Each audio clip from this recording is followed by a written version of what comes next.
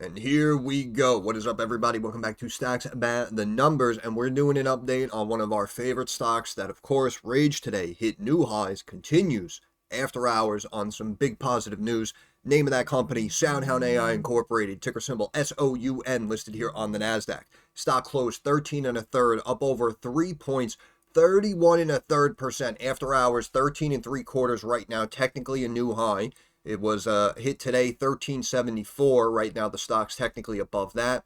Actually ran up immediately to 14 even and continues to stay on the up and up, slowly inching higher, staying above that 20-day moving average.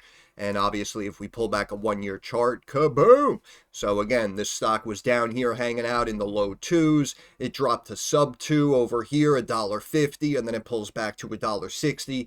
People constantly messaging, commenting, coming into Discord. What do you think of SoundHound? Do you still think it's good? What did I say for, over a year straight? What was I saying? I was saying that, in my opinion, you should view this as an opportunity to accumulate shares and build a position. End of story. That's why I say, again, in my eyes, with a situation like this, and again, I know it is situational in between each stock. I can appreciate that.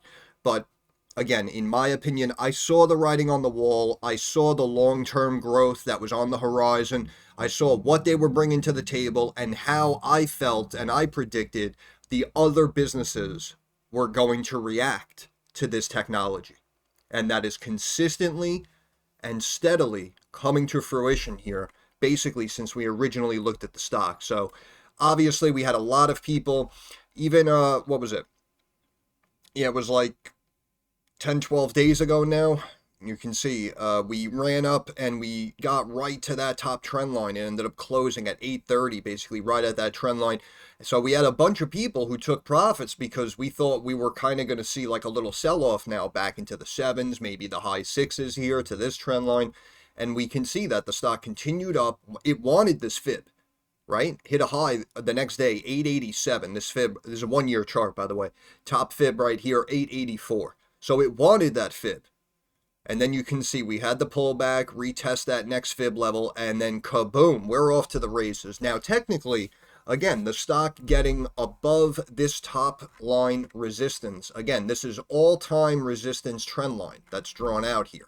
So that's why when the stock got up there, even though you had the pullback, it was still viewed as bullish momentum. And then we had, again, the big breakout, and then you can see even on the slight pullback, we're still well above the top trend line, and then the stock bounced and went even higher. But again, we technically had another catalyst come out that helped catapult the stock up even more today, so let's get into that. Torchy's Tacos debuts SoundHound's voice AI phone ordering across all locations. SoundHound AI and Torchy's Tacos have announced the rollout of SoundHound's advanced voice AI smart ordering product, now live at all 130 Torchy's locations.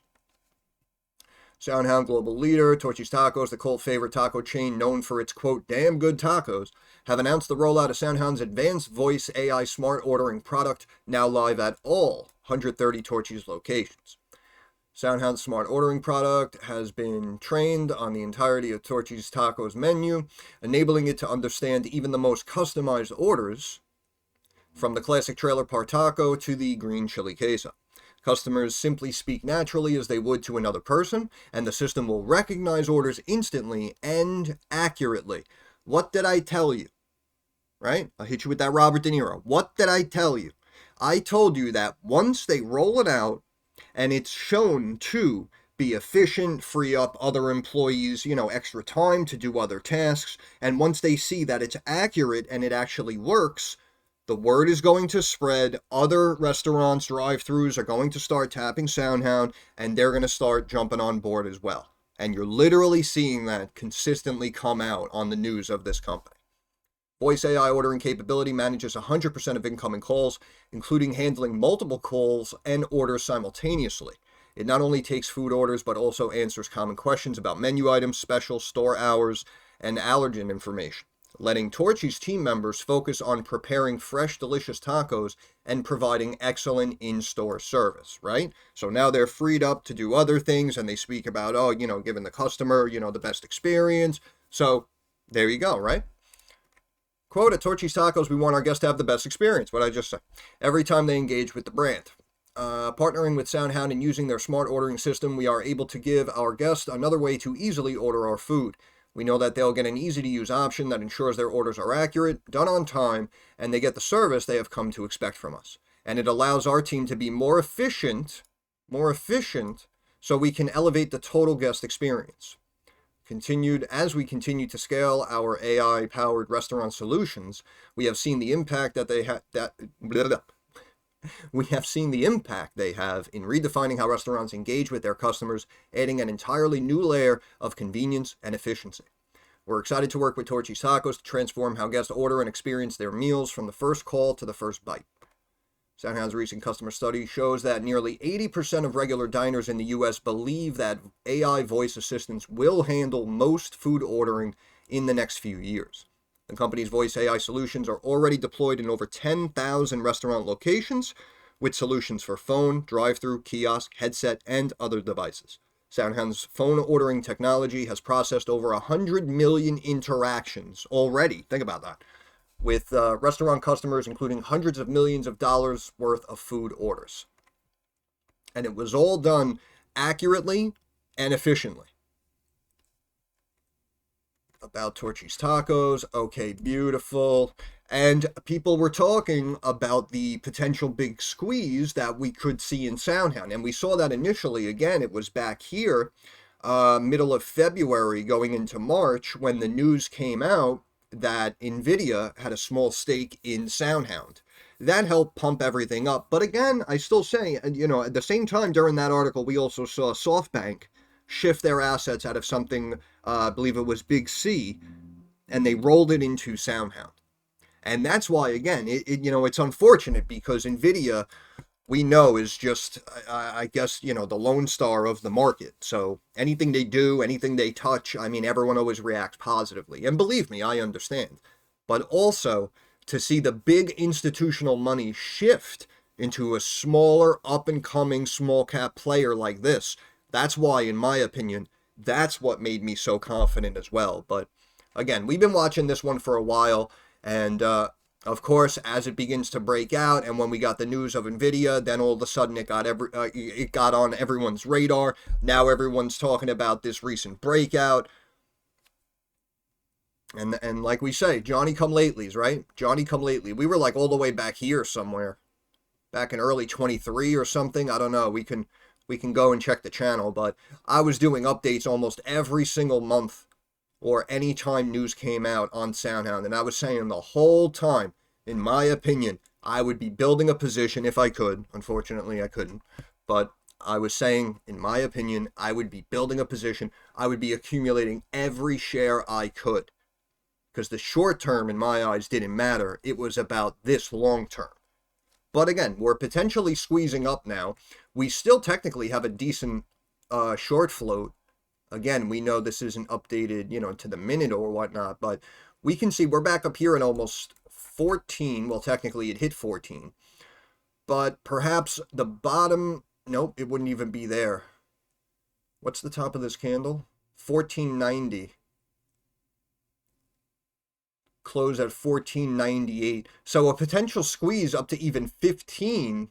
And I think originally, again, to go back to that original point, people were talking about 15 or 16, I think, back here in March when we got that news. Again, the stock ran up to new highs, got up to 10 and a quarter even.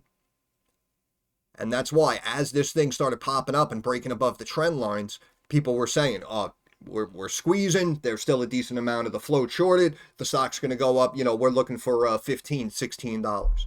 And obviously it didn't happen there, but we started to tighten up, consolidate. Then we start curling up.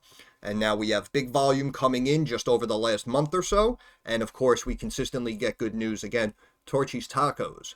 But if we check over on FinViz, we can see that, technically, according to this, it's showing short float over 26.5%. So what was the high? 1814. I mean, again, based on the way it's spiked, if everyone's going to continue to cover, if the shorts are going to continue to cover now, I mean, you might see $20. You might see, $20, $22. And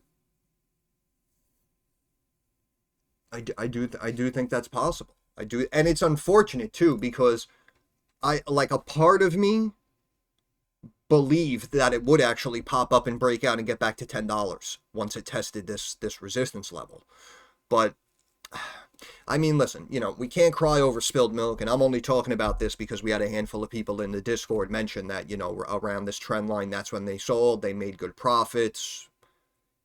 And, it's just unfortunate that obviously it popped higher. But, I mean, technically, like I said, looking at the technicals and then seeing how it had a little pop up and then pulled back inside of this range, I mean, technically it was like the prudent thing to do to take profits around here. So that's why, again, it's an unfortunate situation in the short term. But, if you sold at $9, $10 and you see today it's at 13, in my opinion, I really wouldn't get too upset. And again, if they squeeze it and we pop back up to those highs and like retest 18, chances are, again, after that, we'll probably start to pull back and slowly sell off, right? But in general, over the long term, I still like it. Even after this run up, we're talking about a market cap close to $5 billion. Now, if we strictly look at the revenue that the company's bringing in, yes, you could make the argument that it's overvalued. But I always bring everyone's attention back to something like, something like ASTS. I mean, that thing exploded literally just because it was in the space sector. The company technically isn't generating any revenue, and everyone took that up to like an $8 billion valuation and change or something like that. So that's why, again, to see SOUN break out and go to 4 or 5 billion, that's what I was saying even back here when we were looking at it at like 5 and change, when it ran up to the 6s and the 7s. I was still saying, in my opinion, the market cap was like 3 billion and change. And based on how we're valuing just any random company, to have SOUN break up and out to a $5-7 billion valuation isn't crazy. You can't call that crazy based on what we've been seeing in this current market environment. So again, when people try to say, oh yeah, but look at the numbers, it's overvalued. Again, first of all, I laugh because everyone makes fun of me, calls me an old school dinosaur for looking at fundamentals. It's not about fundamentals until, of course, they miss a run up. Then it's about fundamentals and it's overvalued and the stock should pull back. Why should it pull back? Because they missed a run up and they want to buy it at a cheaper price, right? But at the end of the day, again, if we're talking about valuing a business based on future growth, future potential, right? People are trying to justify the $3.7 trillion price tag on NVIDIA because they're leading the space and they barely have any competition and they're supplying everybody. Okay, fine. Again, we have a company similar here with SoundHound that is essentially the front runner in this space. And recently with the Amelia acquisition, now, again, we can see them branching now off into multiple different sectors. Restaurants, automobiles, we're in healthcare now, right? And in my eyes, the list is only going to get longer. So that's why, again, even on this pop-up, oh, it's worth 4.9, that might be a little overvalued. No way. In my opinion, that we can bring this stock up to $9-10 billion. And you could almost make the argument that it would be justified. Now, if it stops there and doesn't move for a year and a half, that would make sense as well. But based on future value and potential, I mean, the growth is there. You understand what I mean? And I probably assume that most of you agree with me on that. But let's look at stock charts real quick. Again, if we do have the squeeze taking place, we've seen other stocks in this similar situation just go straight up into this beeline. This is almost exactly what ASTS did, right? We were in that tight triangle. You needed revenue, or in ASTS's case, we got the news, right, about AT&T extending the contract, and then like a week or so later, there was the $100 million from Verizon, was it? I don't know. I'm sorry, I don't remember. But again, those were the catalysts to help break it up and out, right? And because it was also a short squeeze play and one that people weren't aware of. You had the FOMO kicking in, you had the shorts covering, big volume come in, and it just kept chunking up and up and up and up. And before you know it, this $2-3 stock is now at $10, $14, $18, right? So also, if someone's expecting this squeeze to continue and the pump to go up to 16 or 18 like we looked at, I can appreciate that viewpoint. And again, in that situation, we know that the RSI kind of gets thrown out the window. So that's why, again, I'm saying, even with an RSI up here at 81.8 on the daily, I mean, we can see this keep going. This can get up to like 94 before it decides to stop and breathe and start pulling back, right? So something to keep in mind. But I love our 50-day moving average. Again, coming up with the stock completely flattening out with the tightness into the triangle. And now we have our break up, and we can see our 50-day moving average now was at $5 middle of October. And now we're at almost 6.25. Look at the 200-day coming off the screen, coming in here early July, and steadily climbing now with the stock over time. Our 200-day moving average on the daily is now 532.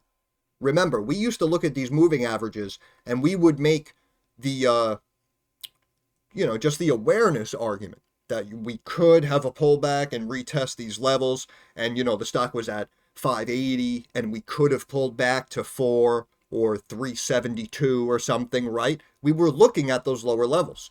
And this is why I say slow and steady wins the race. Now you have both moving averages up here significantly higher than basically the average price of the stock from when we first started looking at it.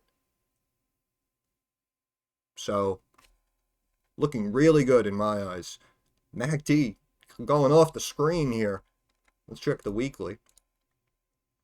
I mean, obviously we're up above the Bollinger Bands, but again, we technically have over a quarter of the float still shorted. And this is good news today. Again, this is good news. There's a company, as they said, they got a cult following, they do good business, got 130 locations, and now SoundHound's in every single one of them. So, again, I can understand the breakup and out. RSI on the weekly, again, above 81, but we've seen even the last time we ran up and made those new highs at 10.25. You can see the RSI, again, kind of thrown out the window in the immediate short term. Because everyone's piling in on the news, everyone wants a piece of the action. That helps us pump it up even more. RSI, again, up here in the high 80s, approaching 90, it doesn't matter. And then we eventually top out and pull back a little bit. But we were also talking about how strong it looked, bouncing off the mid-Bollinger Band as well. I don't know. Like I said, in my opinion, I'm sorry if you missed this one. I mean, I thought I did a pretty decent job of sticking with it and trying to keep it in your crosshairs, so to speak, for, I don't know, like a year and a half. So, we tried. But again, we know there are so many companies that trade public, so, it's hard to keep an eye and watch all of them. So if you're new to SoundHound, and you just heard about it, you're just seeing it, you just missed it, listen, I know it sucks, but it happens. Don't beat yourself up. Even our 50-day, again, this is basically like when we started looking at it. You can see the 50-day was like a touch below like $3 a share in the first half of 23. And we came down, flattened out with the stock, and have since been climbing throughout all of 24, basically. And now our 200-day on the weekly is almost $5 a share. So in my opinion, even though a drop back to, 5.5 or very high 4s, yeah, that would be a massive percentage drop. But also at the same time, as we said, over time, if these moving averages steadily climb up and creep up with the stock, they make the new support levels now. So hypothetically, you can look at this as, okay, it's at 13, it might break up and keep going to 15, 16, and then it could pull back, to 10, 9. But if markets really start to chunk down and we have that correction that a lot of people are waiting for, maybe worst case, the stock pulls back to like 530, 490, and then that's where the bottom will be, right? So you'll kind of quote unquote know a good, serious pullback level to try to keep an eye on to potentially start accumulating shares, if it has that big sell-off.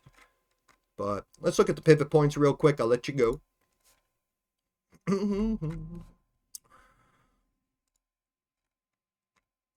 Eh, there we go. Okay, what is this previous level?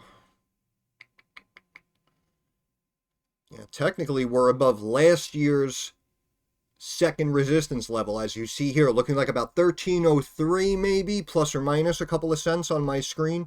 But you can see that obviously the stock ran up to almost 13 and 3/4 and closed at 13 and a third, technically above that top line resistance level.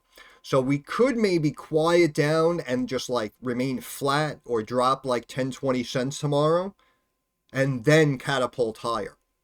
Or we might just jump up even higher again tomorrow, because technically we're above this resistance level, right? So either another leg higher or a slight step back retest, and then another big bounce might be coming. But as I said, if you missed this one, don't beat yourself up. But over the long term, believe it or not, even at this valuation, as you can hear in my voice, I still really like it over the long term. And I'm talking like years down the road as a nice, steady grower who's probably going to more than likely keep signing on new companies and keep getting new contracts and new deals. So really should stay on the up and up over the years. So that's why, again, something like this, you want to wait for a little sell-off. I understand, but in my opinion, I do think it's still going to be a good one to own, kind of regardless of price. What was I looking at? The pivot points. We can see top. Let me take this thing off. I got to upgrade this PC too. Now we got these ads running on the side. I'm like lagging around here. All right, but we can see top level resistance here, 12.5. Obviously, we're well above that, and I should put the tool back on now. See what happens. And that's also at about 12.5. That's going back all the way to the month of April. Top level resistance was 12.5. Let's see, actually. Bear with me. April is what? All right, so let's see. Can I fit like a year in the chart? Let me see 1 year.